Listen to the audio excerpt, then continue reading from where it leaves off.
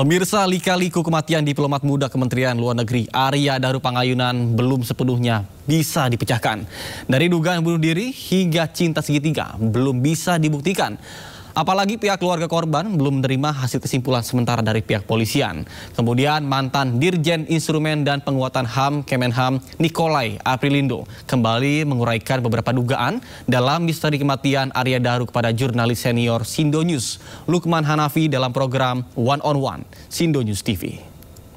Itu ditemukan ada laptop dan macam kayak flash disk itu ya yang berisi data TPPO. Abang dari mana bang itu? Ya, kalau kami ini kan ya sumber informasi kami kejar. Oke. Dan saya tidak perlu memberitahu siapa sumber informasi saya. Gitu. Saya kan pernah ada jadi dirjen. Oh iya, betul. Banyak link di sana ya? Instrumen dan penguatan HAM. Dan ini saya melihat bahwa ini masalah HAM juga. Oke. Makanya saya berusaha untuk mencoba mengungkap ini dari sisi hukum maupun HAM-nya.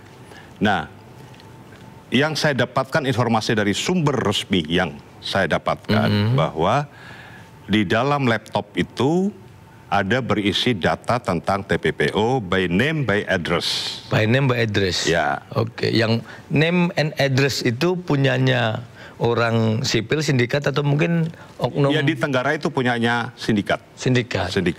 Sindikat dan dari sindikat itu berbagai macam. Kalau sindikat itu kan pasti melibatkan berbagai pihak kan itu. Nah, itu di Tenggarai ada itu. Nah, sekarang tinggal pihak kepolisian mau membuka atau tidak. Isi dari laptop itu apa? Ya kan? Ya.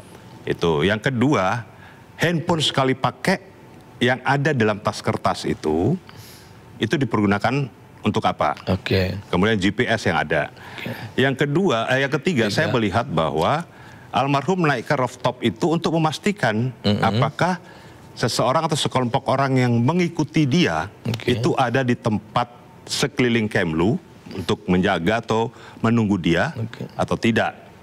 Sehingga dia kan berusaha untuk melihat dengan dia agak naik sedikit, melihat ke bawah. 2 kali kan dia melakukan itu. Itu bukan almarhum mau bunuh diri, tidak. Kalau almarhum mau bunuh diri, tentunya dia sudah melompat. Dia punya niat bunuh diri kan, sudah melompat dari rooftop itu kan, cukup tinggi juga itu. Itu pertama. Yang kedua, kalau almarhum mau bunuh diri untuk apa? Dia sudah persiapan pindah ke Finlandia. Sudah membeli tiket. Yang saya dapatkan informasi kan anaknya 2 orang udah selesai kuliah. Itu mau dibawa juga, istrinya juga mau dibawa ke Finlandia. Nah, orang dapat promosi jabatan, masa bunuh diri? Misalnya, ya gini ya, Mas Lukman saat ini misalnya sebagai produser, terus mendapat jabatan sebagai seorang direktur. Kan harusnya bangga. Dan merasa bahagia kan? Masa Mas Lukman mau jadi direktur, terus bunuh diri? Aneh ya? Aneh, tanda tanya kan? Betul. Orang promosi jabatan ke jabatan yang bagus, dan di negara yang bagus seperti Finlandia, kok malah bunuh diri? Itu nggak masuk akal itu. Dan istrinya pun, anak-anaknya pun sudah tahu bahwa mereka akan bersama orang tuanya, bapaknya, pergi ke Finlandia. Nah, ini ngomong-ngomong istri sama anaknya, saya agak penasaran nih Bang. Sampai detik ini, entah saya yang mungkin belum nemu, atau saya yang belum sempat ngebaca, saya kok belum ngebaca ini tentang apa sih dari awal ini meninggal, apa sih reaksi istri loh ya, istrinya itu menuntut aparat seperti mungkin ini, karena ini apalagi udah mau keluar negeri nih, sudah siap, udah tiket, udah ada dan sebagainya kan informasinya, terus tiba-tiba meninggal. Untuk mendesak bongkar tuntas dan sebagainya dari awal kok saya nggak mendengar itu. Apa ini ada nggak Bang, mungkin bukan kita nuduh ya, tetapi kok saya jadi merasa ada yang ini ya itu. Kalau dari beberapa media online yang saya lihat itu memang ada dari pihak keluarga minta untuk kasus ini. Betul, pihak tapi istrinya kan tidak kan? Istrinya sendiri belum, statement dari istrinya sendiri belum. Demikian pula anak-anaknya. Nah, ini juga menjadi tanda tanya kita. Apakah mereka pasrah atau mereka mungkin dalam keadaan berduka belum berani berkomentar? Itu bisa jadi secara psikologi ya. Betul. Belum berani berkomentar. Tetapi saya yakin bahwa pasti dalam hati istri dan anak-anaknya menginginkan kematian ayah mereka atau suami dari istri ini supaya diperjelas apa penyebab kematiannya. Karena tidak mungkin mereka akan pindah ke Finlandia, sudah beli tiket, sudah persiapan segalanya, terus tiba-tiba suaminya bunuh diri. Ini cerita film dari mana gitu loh, cerita film yang dibuat sedemikian rupa gitu loh. Nah, itu menjadi pertanyaan saya dan pernyataan para netizen yang ada, itu kan. Terus kemudian kalau kita melihat dari penjaga kos ini juga, nah harusnya penjaga kos dan pemilik kos itu harus diperiksa juga. Termasuk nomor rekening mereka, transaksi, data transaksi mereka. Apakah ada transfer uang untuk hasil pekerjaan mereka atau tidak? Oh, maksudnya barangkali pemilik atau penjaga ini dibayar untuk ya menghabisi ini. Dibayar untuk bukan menghabisi, mempermudah. Memfasilitasi mungkin ya. Dalam hukum pidana itu kan ada turut serta, terus orang yang memfasilitasi kejahatan itu kan kena juga dalam hukum pidana itu kan, dalam tindak pidana itu. Nah itu juga harus diperiksa data transaksi keuangan mereka. Gitu. Jadi itu yang perlu saya garis bawahi di sini. Kemudian polisi tidak, dalam hal ini Polda Metro Jaya tidak bisa bekerja sendiri.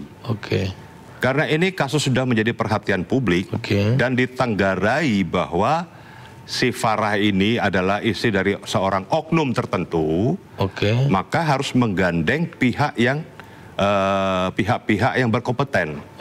Misalnya, bila perlu masalah ini diambil alih oleh Mabes Polri. Mabes Polri kemudian menggandeng Puspom TNI. Pusat Polisi Militer TNI. Ada info sedikit ini ada oknum tentara di situ kok sampai ke Puspom TNI? Kita lihat dari cara menghabisi. Cara menghabisi korban ini sepertinya orang yang punya keahlian khusus. Orang kalau yang penjahat-penjahat kampungan yang biasa-biasa tidak mungkin seperti bisa melakukan itu secara serapi, hampir sempurna, tapi tidak sempurna. Punya keahlian khusus. Saya tidak menuduh bahwa itu dari kalangan tertentu. Tetapi dengan menggandeng Puspom TNI itu bisa ditelusuri. Siapa suami daripada si Farah? Kemudian apa pekerjaannya, ya kan? Kemudian apa hubungan antara Farah dengan si almarhum, si korban ini? Itu makanya saya bilang, tolong si Farah ini diperiksa lebih mendalam.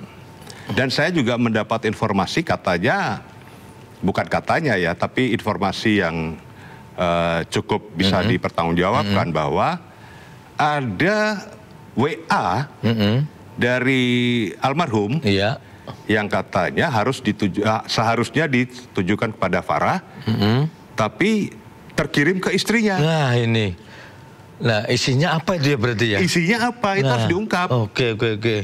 Terkirim ke istrinya si almarhum. Jadi almarhum mengirimkan pesan kepada si Farah, tapi salah alamat, masuk ke almarhum, ke istri almarhum.